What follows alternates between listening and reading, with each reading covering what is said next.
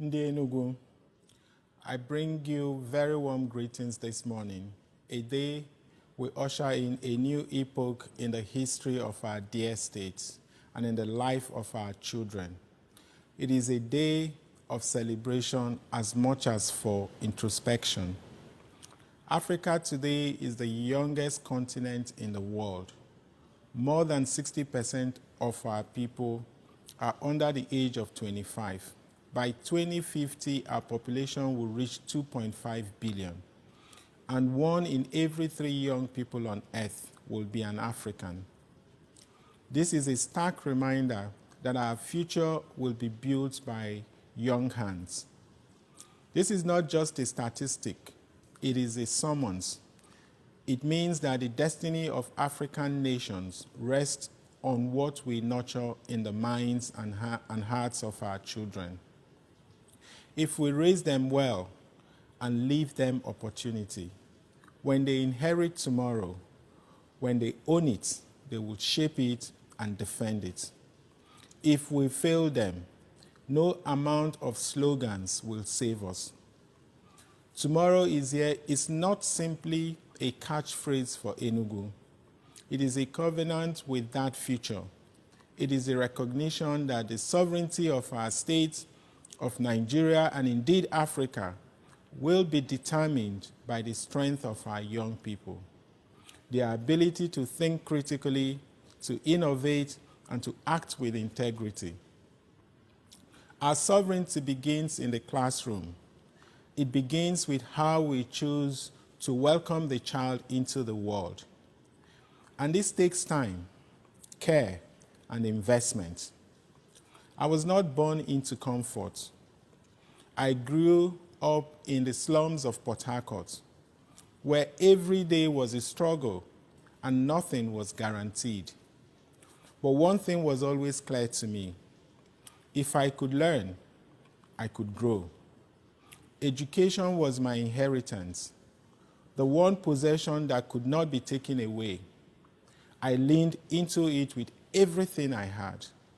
Books became my ladder, study became my weapon, and in time, education and some street smarts became my passport to a life of possibility.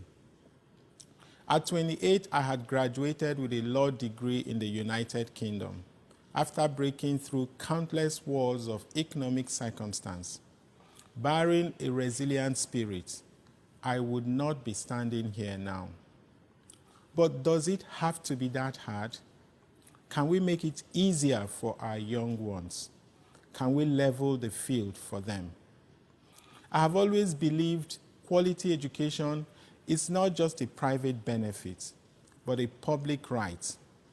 At home and at school, when a community receives and educates each child as a whole human being, it is akin to public service at the deepest level. The habits a child rehearses, attention, curiosity, patience, empathy, self-belief, become the civic habits of our culture.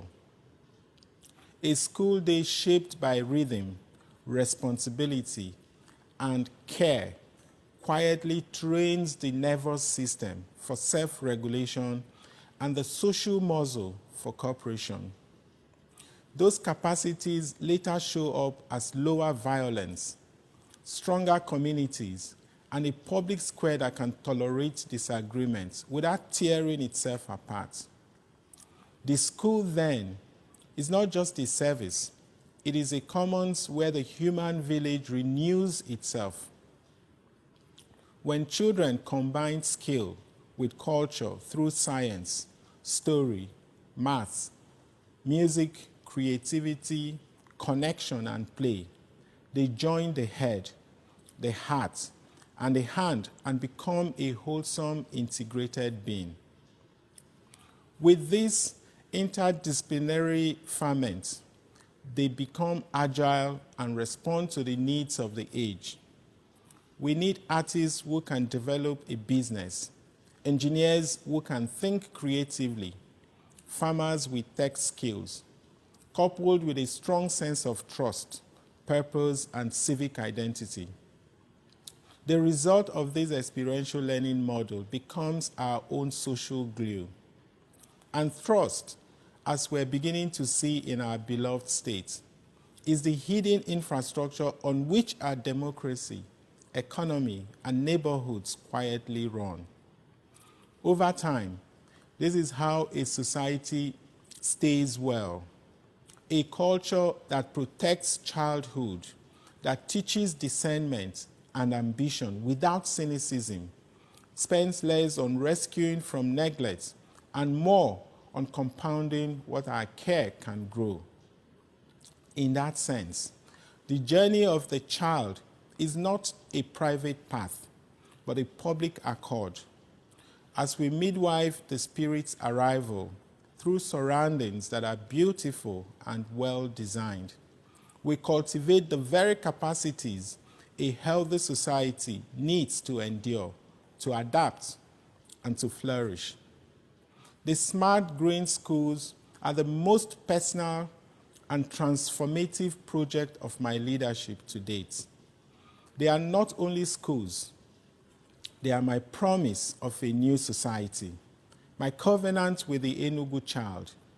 In them, tomorrow is here finds its truest form. So what does smart green schools look like? And why smart? Why green? Each of the 260 schools is designed as a complete ecosystem for learning. Smart means integrating technology, critical thinking, and problem solving into every subject. Each has about 25 digitally connected modern classrooms, ICT centers, robotics, and AI labs, e-libraries, and spaces for experiential learning. They are green because they have renewable energy sources and smart farms where children plant, grow, and harvest learning agriculture, not as theory, but as practice. And they are inclusive.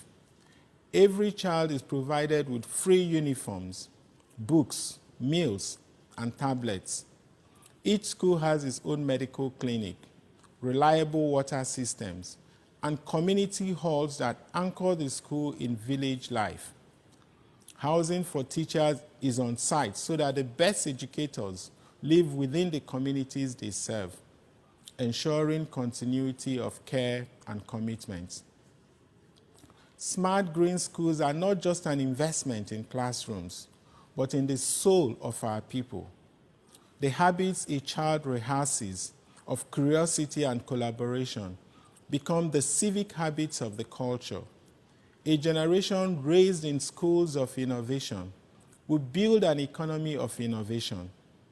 A generation raised in classrooms of fairness will create a politic of justice. Those buildings are beyond mere bricks. We see in them children eagerly looking forward to the future. What makes the smart school distinctly different from the classrooms of the past is not only the architecture, but the philosophy of learning. In the old system, a child could pass through 6 years of schooling and still be limited to memorizing theories on a chalkboard. In the new model, the classroom is a creativity hub. Learning becomes experiential. Theory meets practice, and knowledge is translated into tangible skills. Children are able to put into practice what they have learned. This is the future we're building.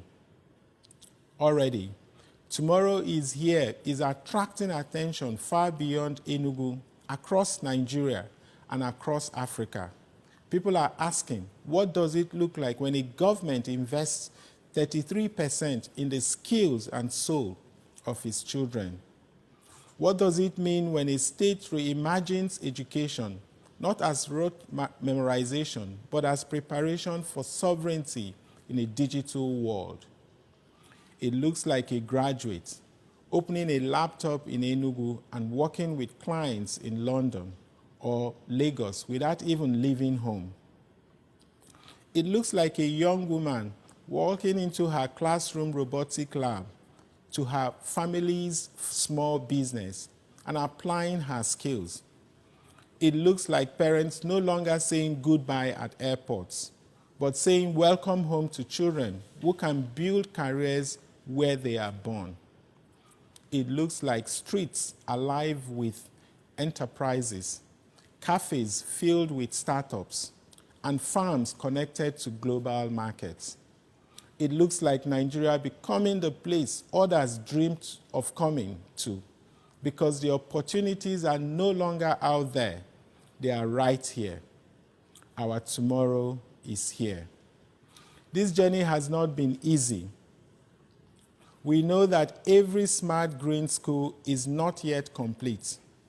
There have been setbacks, delays, and challenges to overcome. While some schools will open today, some will open next week, and yet some more in a fortnight. We do not claim perfection. What we do claim is resolve. We set out with a bold vision, and boldness sometimes requires a little more time. But by all means, every school shall be open this term. No school's academic calendar will be interrupted. We have planned for every contingency. Make no mistake, we will deliver, because attending a smart green school, even if it means waiting a few more weeks, is worth it. It is the transformation of a lifetime for our children, and we ask for your patience as we finish the work. We're doubling down on our commitment. And perhaps this is only the beginning. Tomorrow is here is not only about Enugu, it is about Nigeria, it is about Africa. True sovereignty will not be handed to us. It will be built by us. And it begins with how we educate our children today, when we equip them with the skills to innovate, the courage to lead, and the reason to hope. We reclaim our destiny. We're no longer a state waiting to be saved. We're a state shaping the future on our own terms.